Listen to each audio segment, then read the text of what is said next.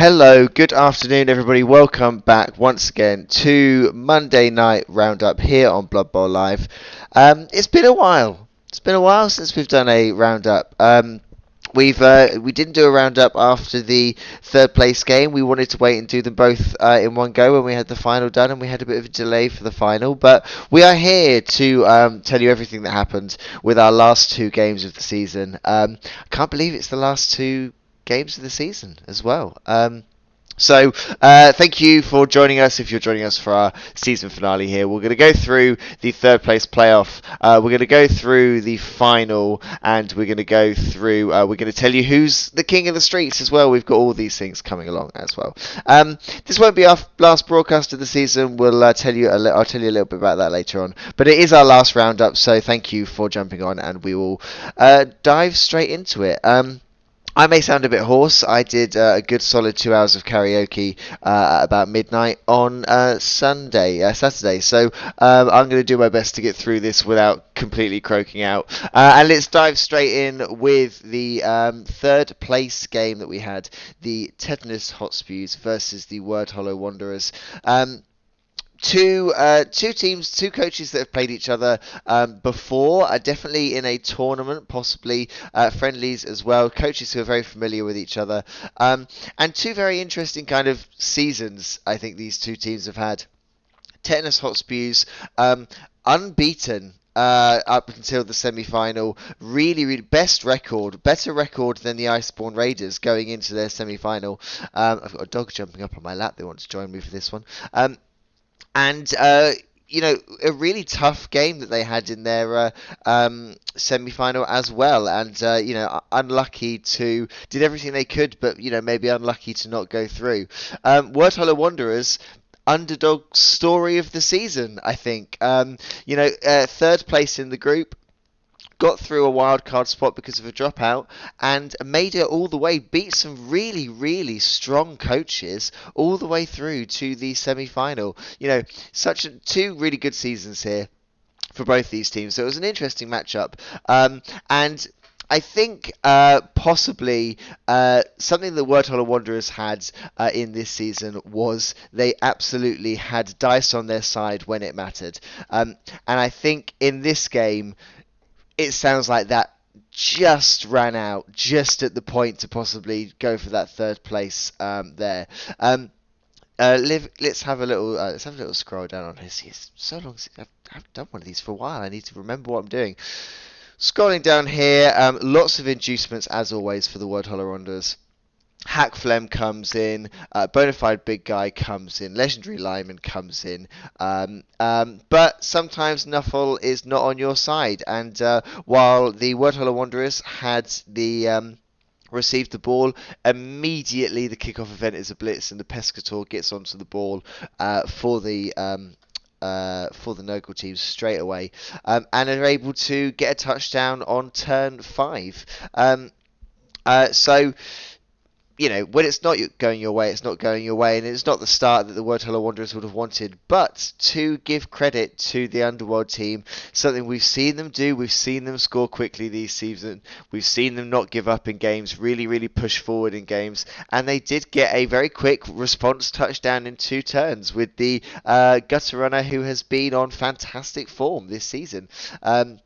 It pains me to say that they're probably up there stats-wise with the best Gutter Runner in the league.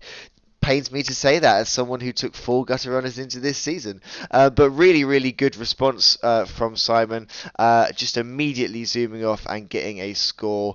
The Nurgle team did quite well at getting Snotlings out the way, keeping the big guys on the floor. And we go in 1-1 at the break to have a second half where everything is still to play for. And in the second half, with the Nurgle team receiving the ball, just managed to keep players off the pitch. Simon got very unlucky that not many players came back onto the pitch for this game, and even the Nurgle team have managed to get regens as well, and just managed to stall it out until the very end. And I think we got to a point in this game where, I think I would have thought the same as what maybe Simon thought, which was, if I'm not going to score, I've had a great season with this team and I want to protect them for next season. And I think we got to that point as we got to the end of the game. As you see, look at the amount of fouls and injuries that were coming in. You do start to think about next season. You know, if you don't think, if it's a really well caged up ball at the end there, the Hotspurs are primed to get that turn 16 touchdown, which is what they got to win the game. So protecting the gutter runners, protecting throwers, protecting anyone that you can to take them into next season, which is probably a pretty fair shout. So game ends 2-1. Much more casualties on the Hotspurs side. I'm pretty confident we're going to see the Word Hollow Wanderers next season, and I think it will be great to see them. They've been the team that I've always wanted to bring in. They've been like the underdog capturing, it's been great to watch them sort of plow through from, scraping through to the last 16 and get all this way. So really entertaining to watch. Simon should be really chuffed with this this season as well. Scott with the Technos Hotspurs, he leaves the season.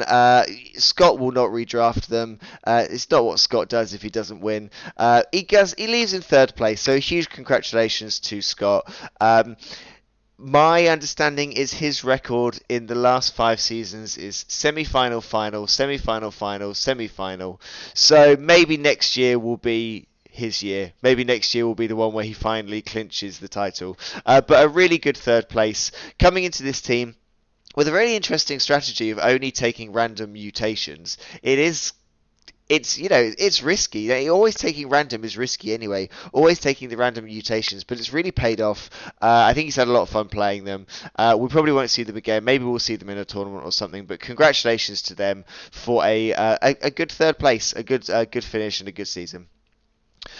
Right, I'm just gonna have a sip of beer because my throat is. Yeah, that's much better. Oh, right, okay. Moving on to the next game. And we have the final. The Numpties versus the Iceborne Raiders. And going into it, I don't have it to show you on screen. But before this game, I shared what the kind of head-to-head between these two teams were, and I think there's several things here that happened in this game and that happened in the prep to this game that maybe sort of swung it one way or another. And one of the things is going into this game, a couple of days beforehand, the Numpties had a team value of 1,260. The Iceborne Raiders had a team value of 1,480. So that's a huge distance. That's a lot of inducements that those dwarfs are getting. And that's something that immediately John's got to figure out how to combat with the Norse team to try and see how he's going to sort that out. So what do? You lower your team value to 1,350. You get rid of a couple of players. I believe he sacked 2 or maybe even 3 players going into this game. Which is fired 3 players. 2 of them had skills to bring the team value to within only like 90,000. So immediately, before we've even start trying to sort of level things up and make things a little bit more even. And I think you've got a lot of block on both sides here as well. You've got a lot of block coming in, so one dices can be thrown around on both sides. And looking at how the game went, as far as tour play goes, it doesn't give us a lot, but the first thing that happens is a Norse lineman killing a dwarf blocker, and I think attrition and keeping players on the pitch was maybe another thing in this one that kind of influenced the game somewhat. John managed to go in with 2 bench players and an APOC to make sure that if he got bashed by those dwarves that have done a very good job at bashing this season, it didn't go too badly. Kickoff went the way of the Raiders. Received the ball first, so they didn't have to take that massive kind of smashing, punching hit straight off the bat, and managed to, do well. Set up quite deep. The Dwarves set up quite deep.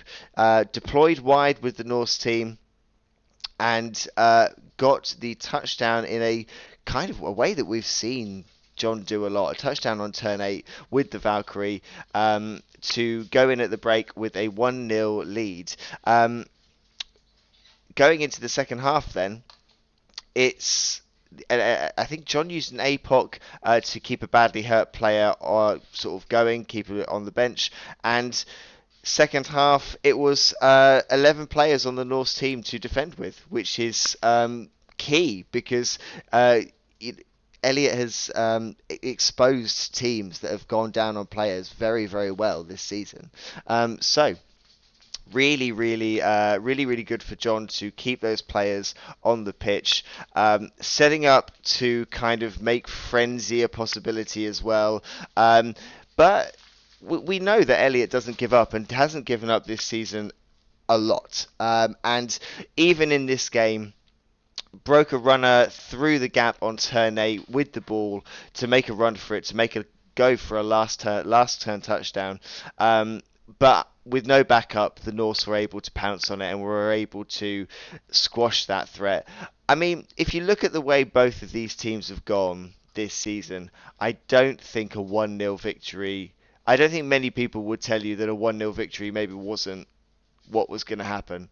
I think, the Norse team has conceded 2 touchdowns for the entire season. That's it. That's an amazing defensive record, especially in a season where we've had so many touchdowns. We've had lots of big, high-scoring games. Even the Dwarves have been involved in some big, high-scoring games. The semi-final was a 3-2 victory. So really tight. It was always going to be tight, and John was always going to be a difficult person to score against, and that's how he has won it in this game. I think I asked John for a little bit of feedback as to sort of what happened in the game, getting the kickoff event, getting the team value down, scoring as late as possible, and having as many players on the pitch. I kind of, me reading them out loud now, having a close team value, having the kickoff, scoring late, trying to keep players on the pitch. John has done basics incredibly well, and he's done it consistently this season. He's got a lot of turn 8 touchdowns. He's lost 2 turn 8 touchdowns through showboating, and I think he'll even admit that that's the case. But he's just done very well and played some very strong opponents, played his game, played it well, defended like mad, and very, very worthy of a second title. So a huge congratulations to him. But let's talk about the Numpties first. What a run the Numpties have had in this season. Second place, an absolutely phenomenal result. Really strong result for them. They were drawn into a very, very difficult group alongside 2 teams who were phenomenal last season. Really strong team values. 2 redrafted teams in that group. Manages to get out of that group. Extra time in the last 16. Extra time in the quarterfinals, extra time in the semi-finals, played more turns than anyone else this season. Probably, long games to keep going with, and made it all this way, and has faced just a team absolutely on who's had another phenomenal season. So I think. I really hope we see this team again. I've seen him in a couple of tournaments where he's done really well in tournaments. Did very well in a tournament before the season. A couple of weeks ago, there was a tournament where he was comfortably the best performing side on Team Suffolk. I want to see these Numpties next season. I want to see them go for another run. And Elliot, well done. It's been really good.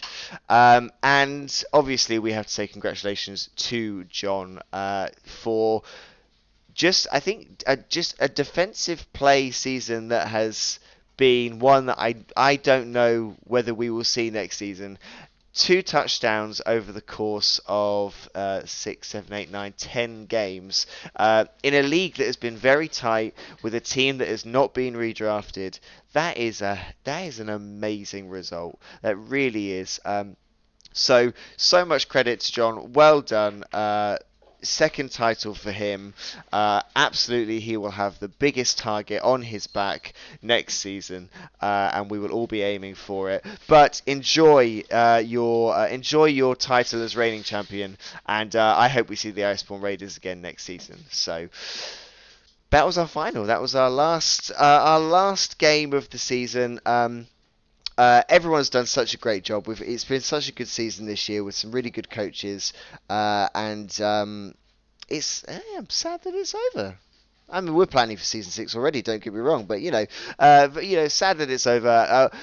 Before we jump onto other things, obviously we had the King of the Streets going. And we did have a few people gave Gutter Bowl a go, bought Gutter Bowl, played a few games, and we can confirm the Inner Day Animals as the kings of the streets. Well done to Jane.